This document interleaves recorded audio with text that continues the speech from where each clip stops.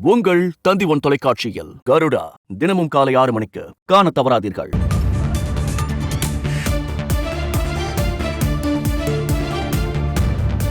இன்னும் சற்று நேரத்தில் முதலமைச்சரை திரு திருமாவளவன் சந்திக்க உள்ளார்.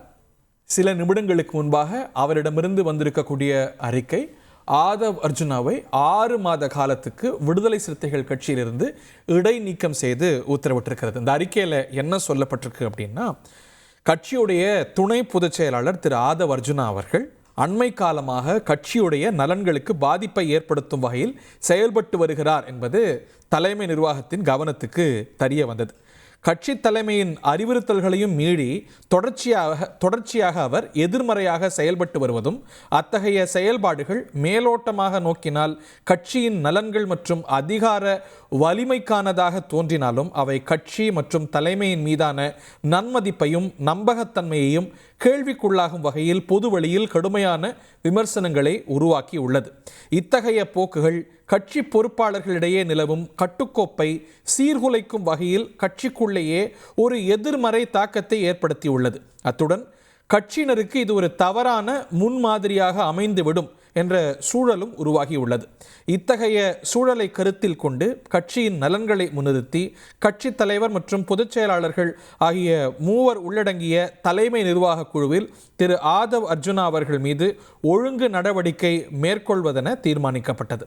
அதன்படி திரு ஆதவ் அர்ஜுனா அவர்கள் கட்சியிலிருந்து 6 மாத காலத்துக்கு இடைநீக்கம் செய்யப்படுகிறார் என்று அறிவிக்கிறது திரு திருமாவளவன் அவர்களுடைய இந்த அறிக்கை. இதை பற்றி திரு கே.எஸ். ராதாகிருஷ்ணன் மூத்த வழக்கறிஞரிடம் கேட்போம். திரு ராதாகிருஷ்ணன், உங்களுடைய பார்வை. வணக்கங்க. இப்போ ஆதவ் அர்ஜுன நீக்கப்பட்டது திமுகவுடைய பிரஷரா இருக்கும்.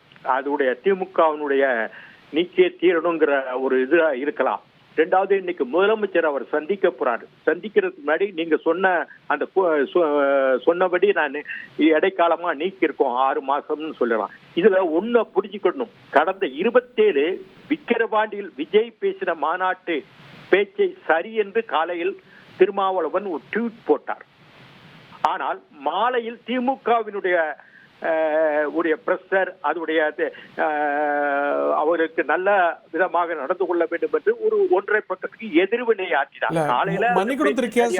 காலையில ட்வீட் போட்டது திரு ஆதவ் அர்ஜுனா தான் அப்படின்னு நான் புரிஞ்சுக்கிறேன். இல்ல, அது ஒரு கருத்து இருந்தது. பட் காலையில பேசுற வரைக்கும் விடுதலை சிறுத்தைகள் தோழர்கள் பலர் அதை எதையும் மௌனமா இருந்தாங்க. ஈவினிங் ஒரு முதலமைச்சரை பல தோழமை கட்சிகள் சந்தித்தார்கள். சிபிஎம் தவிர மீது எல்லாருமே எதிர்வினை ஆற்றினார்கள். இதுல திமுகவினுடைய கை அதுல இருக்கலாம், அவருடைய பிரஷர் இருக்கலாம் என்று எங்களை மாதிரியாளர்களுக்கு பார்வையாளருக்கு தெரிகின்றது. இன்றைக்கு முதலமைச்சரை பார்க்க போகின்றார், அதற்காக சந்திக்கலாம். என்னுடைய அனுமதியின் பேரில் தான் அந்த கூட்டத்தில் கலந்து கொண்டார் என்று நேற்று முந்தா நாள் தான் சொன்னார். அதுக்கு முன்னாடி அவர் சொல்லல திருமாவளவன். அவருக்கு பல தயக்கங்கள் உள்ளன, இந்த நீக்கிறதுல தயக்கங்கள் உள்ளன.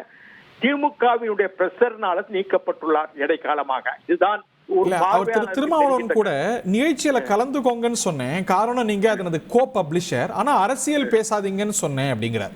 அவர் அரசியல் பேசியிருக்கிறார். விடுதலை சிறுத்தைகள் கட்சி அதிகாரப்பூர்வமா எடுத்திருக்கக்கூடிய நிலைப்பாட்டுக்கு, கூட்டணி நிலைக்கு எதிராக பேசும்போது வேற எல்லா கட்சியும் இப்படித்தானே எடுக்கும். ஒரு பிஜேபியில தலைமை ஒரு நிலைப்பாடு கொண்டு இருக்க ஒரு நிர்வாகி மாத்தி பேசினா இப்படி நடவடிக்கை எடுக்க மாட்டாங்களா? அதிமுக செய்ய மாட்டாங்களா? அன்னைக்கு மறுநாள் எடுத்திருக்கலாம் இல்லையா?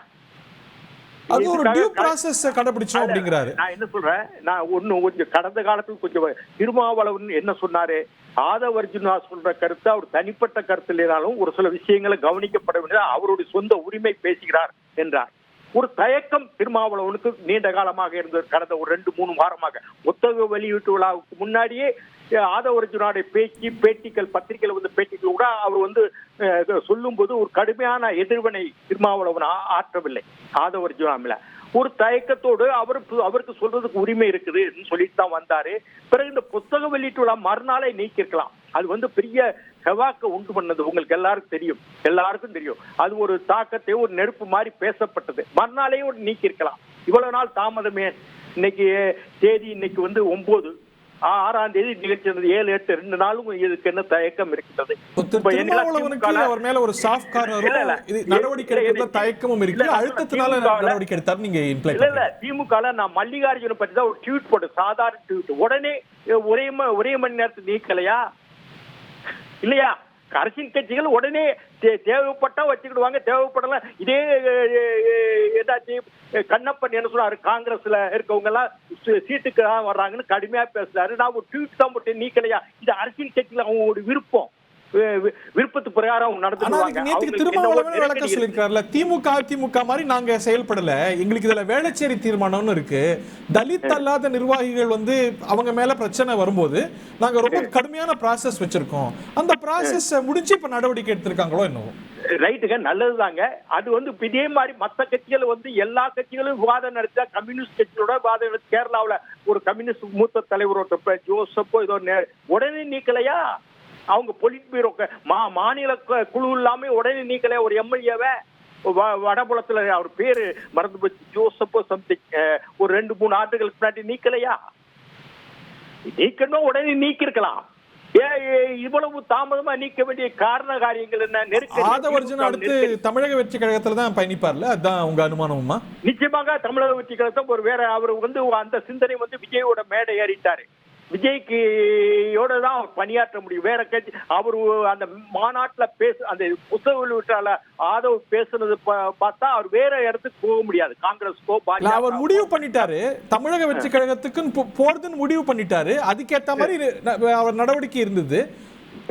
விடுதலை சிறுத்தைகளுக்கு வேற என்ன சாய்ஸ் இருக்கு? அவருக்கு நிச்சயமாக தமிழக வெற்றி கழகத்துக்கு தான் போவாரு. நிச்சயமா போவார். நிச்சயமா அடுத்த அவருக்கு வந்து அரசியல் நடத்தணும் அவருக்கு விருப்பம் இருக்குது. இளம் வயசு. திமுகவுக்கு அவர் தான் பணியாற்றி இந்த 2021 தேர்தலில் வெற்றி பெற வைத்தாரு. பார்க்க முடியாது. திமுக வெற்றிக்கு நீங்க எல்லாம் இருந்தீங்க அந்த சமயத்துல, எவ்வளவு காரணங்கள் இருக்கு, இவர் தான் காரணம் சொல்ல முடியுமா? எங்களெல்லாம் ஒரு தூசிங்க, முதலமைச்சர்கள் எங்களெல்லாம் தூசிங்க. அவருக்கு வந்து செந்தில் பாலாஜி போன்ற ஆட்கள் தான். இல்ல, அது எவ்வளவு பெரிய இயக்கம் ஒரு நபரால வெற்றி பெற்றதுன்னு சொல்ல முடியுமா? இல்ல, இவர் வந்து அந்த இந்த அந்த ஆலோசனைகள்லாம் கொடுத்தாரு இல்லையா, தேர்தல் களத்துல எப்படி இருக்கு. அடுத்து அவர் வெற்றி கழகத்துக்கு தான் போவாருன்னு நீங்களும் கருதுறீங்க?